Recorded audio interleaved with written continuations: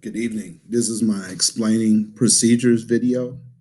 Mr. Christopher Brownlee for Grand Canyon University SEC 510.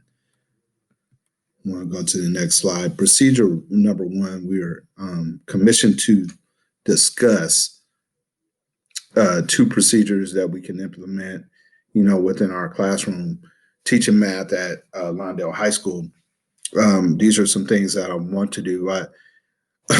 Want to do a weekly distance learning check-in. I just did my first one yesterday, and it was seemed like it comes along pretty good. I do in the picture it shows like the sad face and the happy how they feel. I do that every day, but I did a specific distance learning check-in, seeing what problems, how engaged they are during the course. Is it 50%, 75%?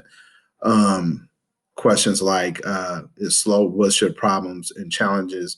And one of the bigger things was slow Wi-Fi, which we'll get later on into the slides.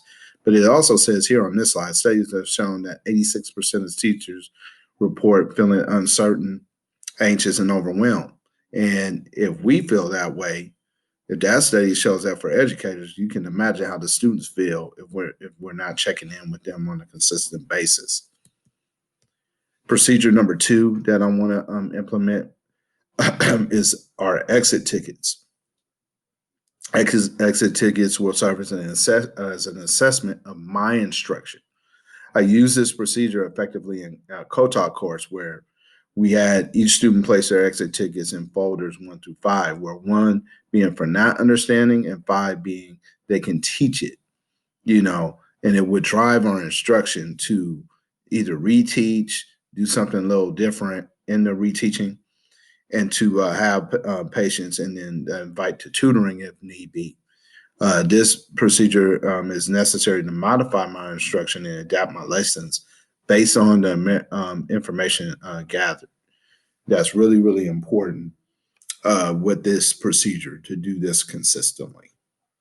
Classroom culture. We will be consistent with implementing these two procedures. Consistent adaptations to lessons will help galvanize the students, just making different things, trying different things, trying to get them engaged more while we're in this pandemic distance learning. And then taking what we've done, this distance learning has been actually a blessing, really, to get my digital platforms up to when we go back, if we're fortunate enough to go back, to really do a effective blended classroom. So where we have the writing, the traditional writing, and all the traditional things that they need to get their brain going, but also using technology.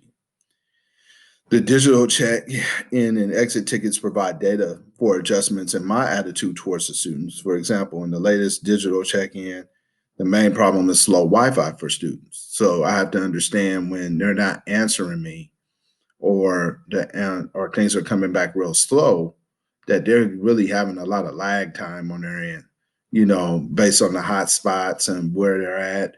Other siblings in the home using on distance learning too, and it's just a lot going on. All right, the rewards in education and in life go to a person who's a professional. So that's where we have to understand those things and be ready to adapt.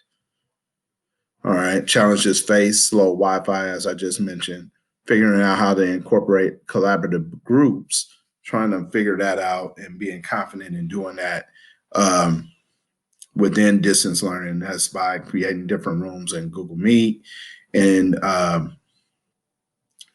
just really being willing to do like duo things and have them start talking to each other and then coming back to the group and presenting. Addressing student struggles synchronously.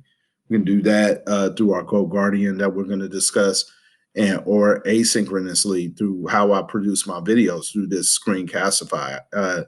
Can do this for the students who may have other things going on during my tutoring hours, not reaching out, but they're still really, really struggling. So using this video as a way to reach out to them to get asynchronous instruction is really good to help with the challenges faced. All right, discipline, rewards, and consequences. Go Guardian helps instill discipline to keep students on task during distance learning. What it does is we can see each screen and we can chat with the student right now in real time to get them right back on task on what needs to be done. And even though we can talk to them during the Google Meet, we can say things, and that's how I normally do it. I just attack it right then. But we also can personally call them on Go Guardian.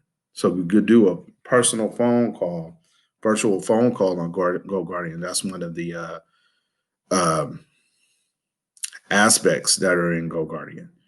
Rewards can be implemented through gamified instruction where I can raffle off gift cards to local places. I showed that in the last slide. I didn't put the pictures up in this one, but you can have things. We have a platform that we have through quizzes, and then we also got Khan Academy that I haven't implemented.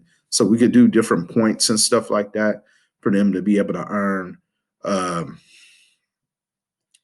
to be able to have some rewards for their hard work through that. And also through the things I already use, which you'll see in the next slide. Consequences or parent phone calls home. We have two great intervention specialists for discipline if need be to call on, and they go do home visits with our security to make sure that these kids are getting engaged whenever we have absences that are chronic. And so that's from chronic. But even for chronic absences, but then even for behavior, we have some good people to be able to help with the discipline there. To be able to refer them to discuss some of our positive behavior strategies that they have. We're a PBIS type school. So that's what we have going on there. And then technology creating an authentic learning experience. I use a platform called Delta Math where a lot of our assignments are on there. And that's a way to do some extrinsic rewarding. Our video through Google Meet synchronously for my tutoring hours. I do tutoring every day. We're commissioned to do office hours every day for at least an hour. I've just bumped it up to two. So 12:35 to 2:35 is when I do my tutoring hours on a daily basis. And then Screencastify, which I'm using that platform for our video for class. I can use this to create asynchronous learning tool videos that kind of speak to those kids so they can use the videos if they cannot make my tutoring hours. All right, Google Forms, the distance learning check, and the exit ticket, that's where they'll be, and I can read the responses like I just did for the distance learning to see what the real problems are. We want them to be real authentic and honest in these Google Forms so that we know how to direct our instruction. And these are my references. And this is the end of my video on how I will implement the two procedures I would like to. They're kind of, there's some procedures that I'm doing currently in my course.